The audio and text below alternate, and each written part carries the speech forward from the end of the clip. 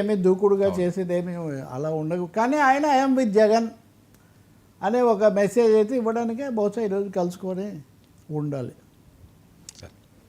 Sir, Amaravati భూములు అమ్మడం లేదే, బాబు సర్కార్పై బ్యాంకుకు వస్తా. ఇదొకటి అమరావతి నిర్మాణానికి సంబంధించి ఇదిగోండి, భూములు అమ్ముతున్నారా, భూములు ఎందుకు అమ్మడం లేదు? 13,000 కోట్లతో ఐకానిక్ టవర్స్ ఇవన్నీ కడుతున్నారండి ఫస్ట్ దీంట్లో. వీటి విలువ, వీటి ఖర్చు 15,000 కోట్లు. ఇందులో 11,000 కోట్లు ప్రపంచ బ్యాంక్ ఇస్తుంది. మొత్తం ఇంకా చాలా ఇస్తున్నారు అనుకోండి. ఇందులో ఈ ఒక్కదానికి 11,000 కోట్లు. లాంగ్ డ్యూరేషన్ ఇచ్చారు. సరే, ప్రభుత్వాలు 5 ఏళ్లే ఉంటాయి, అప్పు తీర్చడానికి చాలా లాంగ్ డ్యూరేషన్ తీసుకున్నారు. కానీ అందులో చాలా స్ట్రిక్ట్ కండిషనాలిటీస్ ఉన్నాయి.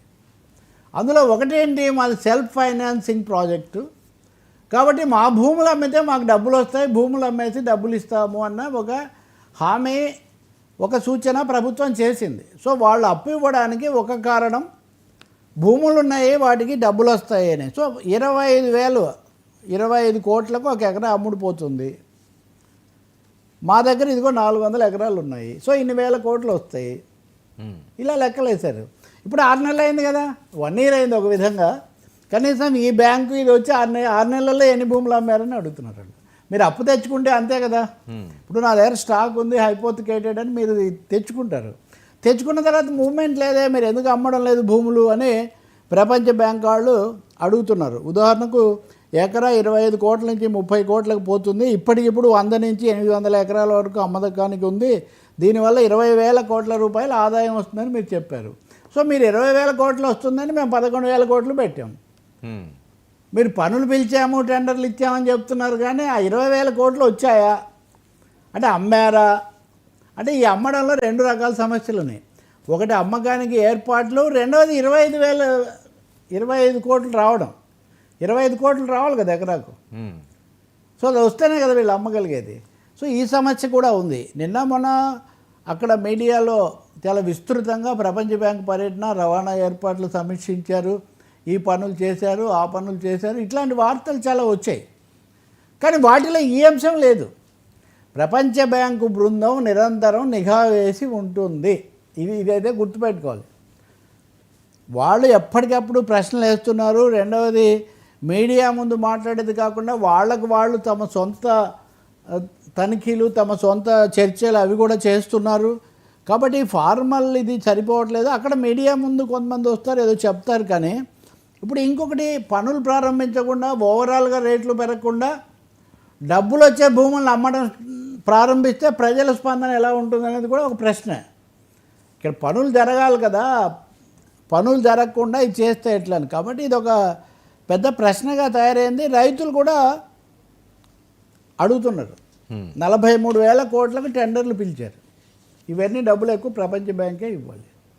ఇప్పుడు 2వ దశ ఇది విడుదల చేశారు రూల్స్, సిఆర్డిఏ 2వ దశ భూసేకరణ రూల్స్ విడుదల చేశారు 40,000 ఎకరాలకు. దీంట్లో ఒక రూల్ ఏం పెట్టారు తెలుసా?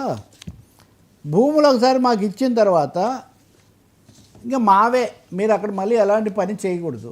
గతంలో ఏంటి, గతంలో నారాయణగూడ ట్రాక్టర్ వేసుకొని దున్ని భూమి తీసుకున్నప్పటికీ మేము పనులు ప్రారంభించే వరకు మీరు చేసుకుంటుండొచ్చు ఇవేమి అన్నారు. కానీ ఇప్పుడు అలా కాదు.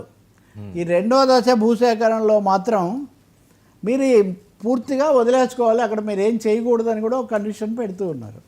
సో పాత వాళ్ళు ఇంకా పెన్షన్లు డబ్బులు రావాల్సిన వాళ్ళు అదొక బ్యాచ్ అట్లాగే ఉంది. సో కొత్త సందేహాలు దీని మీద వస్తున్నాయి. వీటిని నివృత్తి చేయటము, పనులు యాక్టివ్గా చకచక జరుగుతున్నాయి అనే ఒక విశ్వాసం తేవటం. మూడోది, అంతకుముందు అప్పులు చేసిన వాళ్ళు, వడ్డీలకు తెచ్చిన వాళ్ళు చాలామంది చిక్కుకుపోయి ఉన్నారు.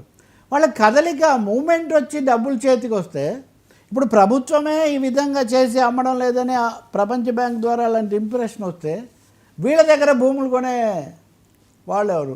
సో ఇది అనగానే వెంటనే ఇదంతా రియల్ ఎస్టేట్ వ్యాపారమా? రియల్ ఎస్టేట్ వ్యాపారం కాదు, కానీ భూములు అయితే ఉన్నాయి కదా.